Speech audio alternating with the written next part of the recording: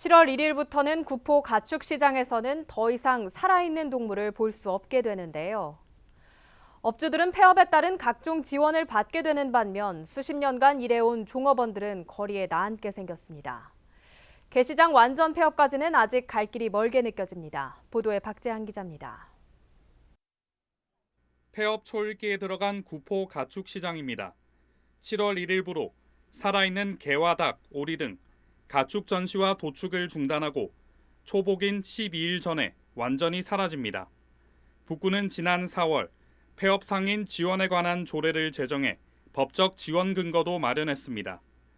폐업 다음 달부터 상가 준공까지 점포당 월 313만 원의 생활안정 자금을 지원하고 새 상가에 입점할 경우 최대 20년간 임대를 보장하는 등의 내용입니다.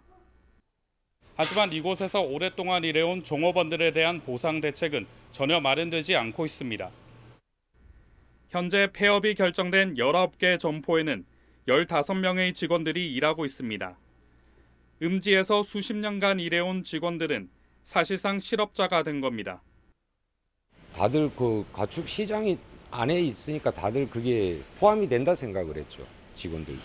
그러니까 저희도 이제 알아서 해준다 생각을 하고 가만히 있다가 나중에 되니까는 아무 지원이 없던 거예요. 많게는 40년, 작게는 뭐 10년 그렇게 일한 사람들이거든요.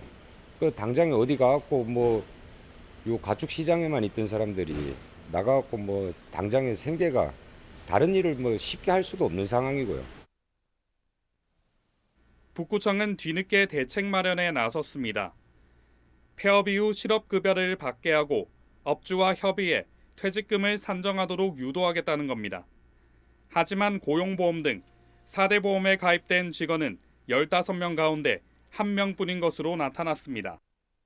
실업급여에 사인을 해줘야지 직원들이 그걸 받을 수 있는 부분인데 업주 측에서 아직까지 이렇다 저렇다 말도 없는 사람들도 많은 상황이고 업주한테 최대한 부담을 줄이고자 직원들도 이제 뭐 3년치를 자기가 다 내서라도 그걸 받겠다는 사람도 있거든요.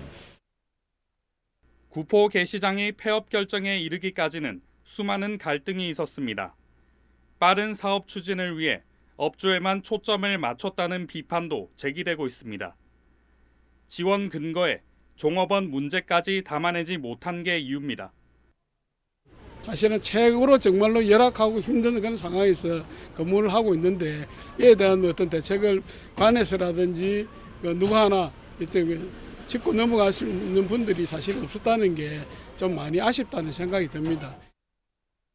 수십 년간 지역의 수건이었던 게시장의 완전 폐업은 결국 겉으로 보이는 시설을 없애는 것이 아닌 그 안에 있는 사람까지 공감할 수 있는 방향이 되어야 할 것으로 보입니다. 티브로드 뉴스 박찬입니다.